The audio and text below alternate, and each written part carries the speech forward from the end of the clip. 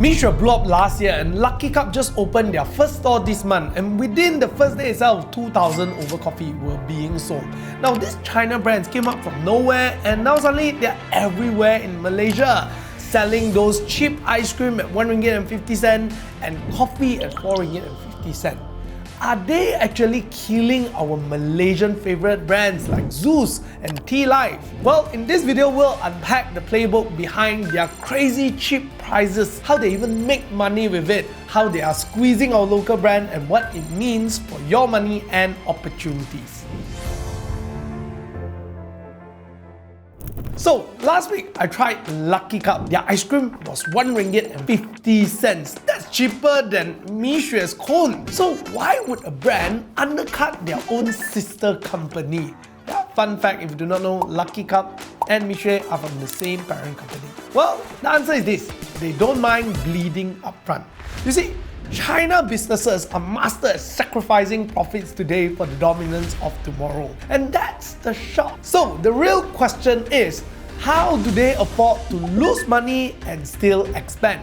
See, what if I tell you this? Mixue and Lucky Cup, they are a company that's not just selling coffee or lemonade. Well, they actually own the whole supply chain. You see, a company like Mixue actually owns the lemon farms in China. They literally have a factory there. They can control the fruit from the tree all the way until into your cup. They even manufacture their own cups, lids, and even straw. And that's how they make money. You see, every store of Mixue that you see outside there, almost all of them are actually franchised, which means it's owned by a local business person franchising their brand. And what happens is that every single one of these franchise must buy their supply from Mixue HQ. This means whether or not the store is making money, well, as long as they have a store open, they have to buy all these things from Mixue HQ.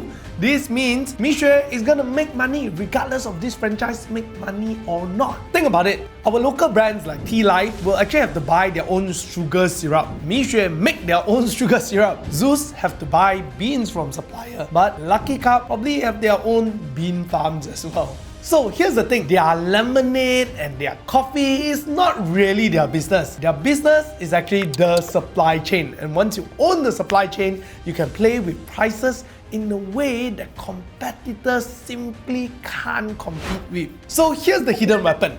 Every 4 to 5 ringgit Mixue milk tea will actually reset your expectation as a consumer. You see, once you anchor your price that a cup of bubble tea is 4 ringgit, then suddenly when you go to a shop like Tealive and they're selling it at 8 ringgit, it will feel expensive immediately, even though Tealive did not do anything. This is what we call a pricing psychology warfare, when the cheapest option set the benchmark and everyone else will just look expensive by comparison. So what's gonna happen to our Malaysian companies? Well, if you talk about Tealive, they are stuck in the price range of 7 to 9 ringgit price zone, and they can't really go cheaper without bleeding. So they'll need to lean harder into that Malaysian identity and lifestyle branding. Let's not forget, at the same time, Tealive parent company Loop Holding recently filed an IPO prospectus in June of 2025, which means they are really under pressure to prove growth and profitability to investors. That makes the squeeze even tougher. How do you defend margin and show investors your appeal when Mixue and Lucky Cup are resetting their floor price entirely? Well,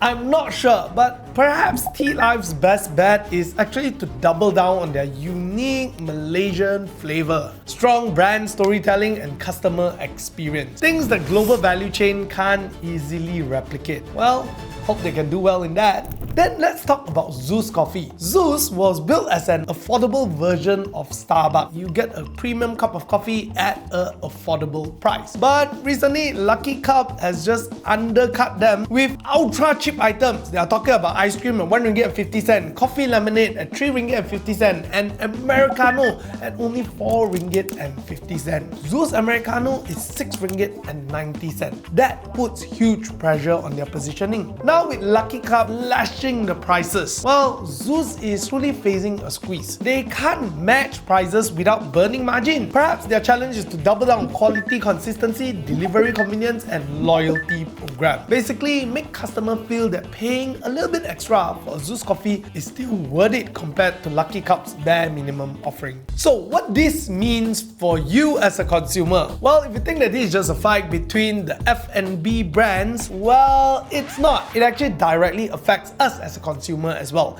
It affects our habit, our wallet, and even our health. Now, as a consumer, sure, we are winning now because we get cheaper treats everywhere. But let me show you some of the hidden costs that we never thought about. See, because prices are so low now, you may actually end up buying more often. In the past, you may not think of spending on a cup of lemonade, and now because $3, you will spend on it. That is a trick. You feel like you're spending less because it's cheaper, but in reality, you will end up spending more frequently. So from now on, maybe thinking about buying a 5 ringgit drink a day feel harmless, but that adds up to 150 ringgit a month if you do that every day. And over a year, that's 1,800 ringgit. You multiply that across millions of Malaysians, that's how much these small daily habits become big money outflow for Malaysian. Not just that, there's also this health trade-off. See, when these drinks are cheap and everywhere, it kind of encourages daily habit. And think about it, many of these tea and sweet coffees are loaded with sugar, creamers, and syrup.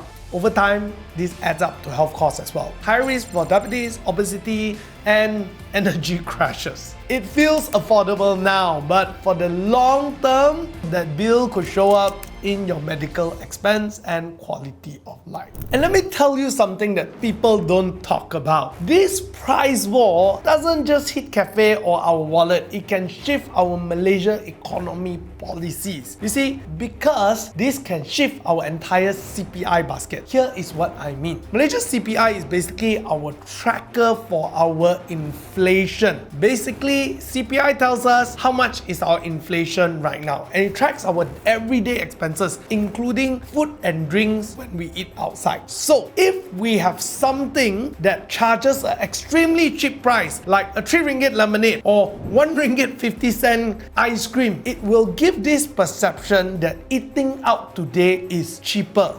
This will shift the average down, making inflation look lower than it is. But the truth is, only this China brand are charging so cheap. Everyone else cannot cover costs, is increasing their price. So it's gonna send a wrong signal to the government and say, look, things are still cheap.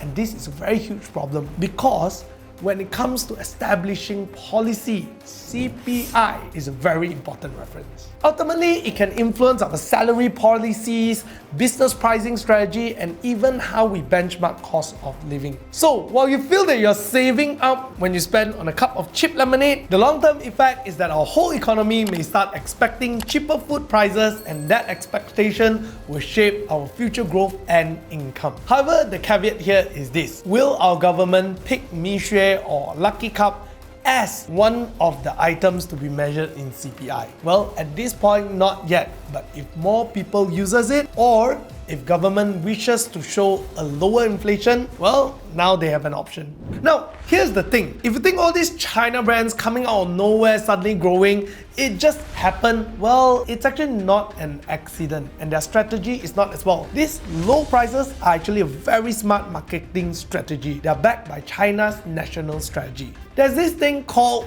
Made in China 2025. It is actually a Chinese policy, a Beijing plan to dominate advanced manufacturing and logistics globally. And that's why companies like Mixue can consistently keep their prices low. So low that they can drop their lemons from China to KL less than a local distributor price. You see, at the end of the day, the business is not about exporting their drinks. It's about exporting an operating system, from factory to packaging to logistics to a standard operating procedure in the store. And once this works in Malaysia, it can work everywhere in the world, Africa, Latin America, anywhere.